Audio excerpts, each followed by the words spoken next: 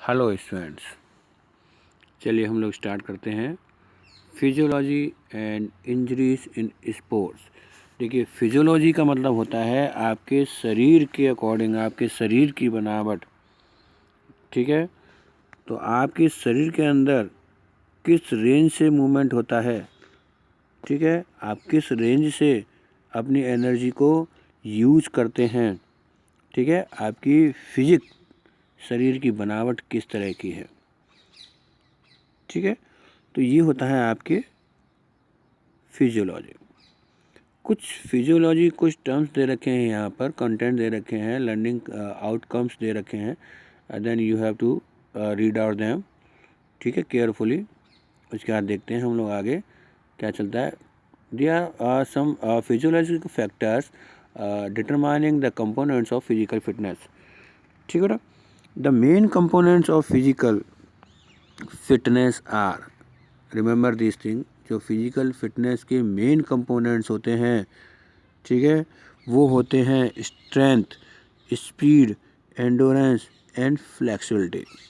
These components that make a person physically fit and their determining factor are described. Okay, ये physical factor जो होते हैं, ये physical factor एक person के शरीर को फिट रखने के लिए होते हैं, तभी आपके अंदर एनर्जी प्रोड्यूस होती है। एनर्जी प्रोड्यूस होती है तो उसमें सबसे पहली जो एनर्जी प्रोड्यूस होती है वो आती है आपकी मस्कुलर स्ट्रेंथ। ठीक है ना, muscular strength one of the basic requirement of success in all movement is muscular strength. ध्यान रखिएगा, द मैक्सिमम फोर्स और टेंशन अ मसल और अ मसल्स ग्रुप। ठीक है, जो मसल्स होती है वो इंक्रीज करती है स्ट्रेंथ को, ठीक है, उसकी इंटेंसिटी के थ्रू, ड्यूरेशन ऑफ वर्कआउट। ये ध्यान रखिए, कुछ फैक्टर्स होते हैं जो स्ट्रेंथ को क्या करते हैं, डिटरमाइनिंग करते हैं। नंबर 1 आएगा आपका साइज ऑफ मसल्स। अगर मसल्स का साइज कैसा है, इफ़ मसल्स का साइज क्या है, बिगर है और लार्जर है, तो वो प्रोड्यूस करेगा मोर फोर्स को। तो नंबर 1 पॉइंट हो गया आपका साइज ऑफ मसल्स। देन है आपका बॉडी वेट। बॉडी वेट भी आपकी क्या करता है, डिटरमाइन करता है आपकी स्ट्रेंथ को। ठीक है, then muscles composition. Muscles composition के अंदर आता है बेटा फास्ट ट्विस्ट फाइबर, ठीक है, जिसे हम वाइट फाइबर कहते हैं, एंड स्लो ट्विस्ट फाइबर, जिसे हम रेड फाइबर्स कहते हैं। ठीक है, types of fibres 1 and types of fibre 2। ठीक है ना, फास्ट ट्विस्ट फाइबर आप जानते हैं ये कैपेबल होता है to contact faster, therefore they can produce more force, ज़्यादा फोर्स को प्रोड्यूस करता है। ठीक है, और स्लो जो होता है वो क्या करता है, कम, the percentage of fast and slow twitch fibre क्या होता है, कम करता है, कम कैपेबल होती है इसके अंदर। फिर आता है आपका नर्व्स इम्पल्स। क्या आता है, नर्व्स इम्पल्स। ध्यान रखिएगा, नर्व सिस्टम ये भी बहुत अच्छा रोल प्ले करता है आपकी मसल्स स्ट्रेंथ के अंदर, क्योंकि मसल जो कंसिस्ट करती हैं वो कई तरह की मोटर यूनिट्स को वो करती हैं। ठीक है, तो इसमें जो है टोटल फोर्स लगती है मसल्स की। तो मसल्स क्या करता है, आपकी ग्रेटर इंटेंसिटी होती है, more strength will be produce, किसके थ्रू, नर्व्स के थ्रू। एज भी एक तरह का फैक्टर होता है, ध्यान रखिएगा। Age is a factor which effect the muscles strength. Muscle strength is maximum generally in the age of 15 to 30, यानी 15 से 30 साल के बच्चे की जो मसल्स होती हैं वो ज़्यादा स्ट्रॉन्ग होती हैं। ठीक है, इस चीज़ का आप लोग ध्यान रखें। ठीक है ना, मसल्स का, क्योंकि मसल जो है अलग अलग तरह से रिप्रोड्यूस होती हैं। ठीक है, जैसे एनर्जी प्रोडक्शन फैक्टर्स दे रखे हैं यहाँ पर, जैसे स्पोर्ट्स का है स्लो ट्विस्ट पावर और फास्ट ट्विस्ट पावर, ये आपको पता होना चाहिए। स्प्रिंटर के लिए और नॉन एथलीट के लिए अलग अलग तरह की होती हैं। कुछ एनर्जी प्रोडक्शन फैक्टर्स होते हैं जो मैंने अभी आपको बताए।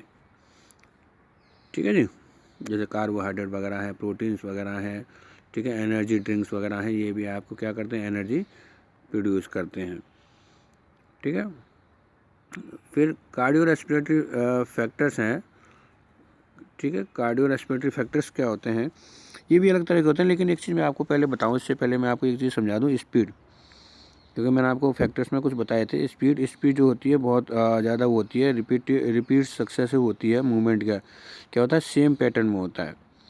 तो इसको हम लोग इस तरह से भी डिफाइन कर सकते हैं कि the ability of a person to move quickly over a distance, है ना। डिस्टेंस में क्विकली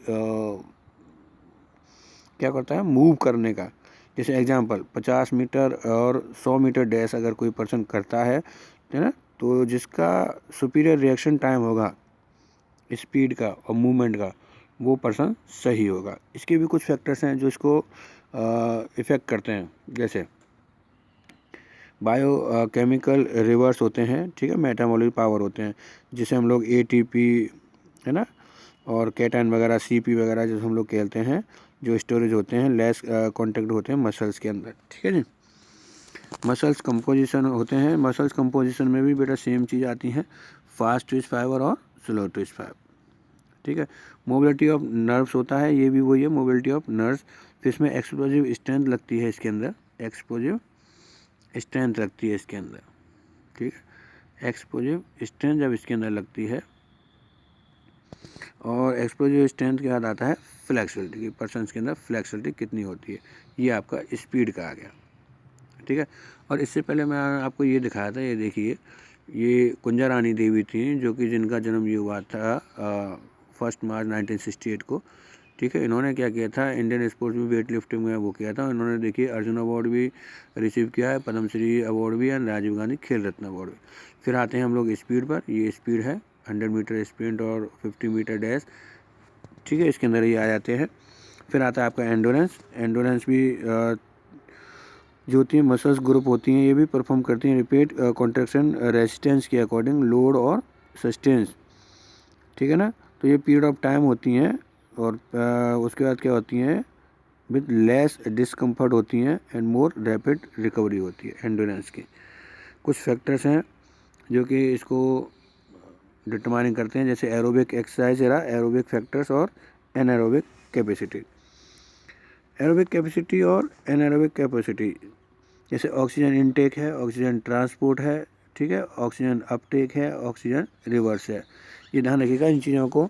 ये होती है एरोबिक कैपेसिटी, और एनारोबिक कैपेसिटी होती है बेटा फॉस्फेट स्टोर है, ठीक है, बफर कैपेसिटी है, लैक्टिक एसिड है, ठीक है, मूवमेंट इकोनॉमी है, मसल्स कंपोजिशन है। ये सारी चीज़ें आती हैं एनारोबिक कैपेसिटी में। ये देखिए एटीपी और ये सब जो मैंने चीज़ें आपको बताई हैं, एटीपी, मेटाबॉलिज्म और नॉन मेटाबॉलिज्म, तो आपको क्या करना है, मस्कुलर स्ट्रेंथ की जो देखिए दे रखिए, muscular strength, power, speed, muscle, ठीक है, एगिलिटी और फ्लेक्सिबिलिटी, तो इनको आपको क्या करना है, रीड आउट करना है। देखिए फ्लेक्सिबिलिटी भी हमने आपको अभी नहीं पढ़ाई है, तो मैं फ्लेक्सिबिलिटी बता देता हूँ कि फ्लेक्सिबिलिटी क्या जनरल क्वालिटी होती है मसल्स की, ठीक है, लिगामेंट की, टेंडेंट की। तो वो क्या करती हैं, जॉइंट को क्या करती हैं, मूव करती हैं इजीली, ठीक है, और किस तक, कंप्लीट रेंज तक, रेंज ऑफ मूवमेंट तक। More flexibility of the joint give better movement of limbs, increase speed and hence better control of the body. ध्यान रखिएगा, फ्लेक्सिबिलिटी अगर किसी पर्सन की अच्छी होती है तो क्या करता है, वो अच्छी तरह से, ठीक है, अच्छी तरह से मूवमेंट कर सकता है अपनी बॉडी का। जैसे कुछ फैक्टर्स हैं जो इसको डिटरमाइन करते हैं फ्लेक्सिबिलिटी को। जॉइंट स्ट्रक्चर होता है, एज एंड जेंडर होता है, ठीक है, स्ट्रेचेबिलिटी ऑफ मसल्स होती है, कितना पर्सन कितनी उसको स्ट्रेच कर देता है मसल्स को, ठीक है, प्रीवियस इंजरीज भी कहलाती हैं, और इंटरनल एनवायरनमेंट भी होता है, ठीक है ना। तो ये कुछ फैक्टर्स होते हैं जो कि फ्लेक्सिबिलिटी को डिटरमाइन करते हैं। मसल स्ट्रेंथ भी होती है, और एक्टिव, ठीक है, लाइफ होती है कि आप किस तरह की एक्टिव लाइफ जी रहे हैं, ठीक है ना। तो ये सारी चीज़ें मैंने आपको इसमें बताई हैं कि फ्लेक्सिबिलिटी के लिए कौन कौन सी चीज़ें की ज़रूरत होती है।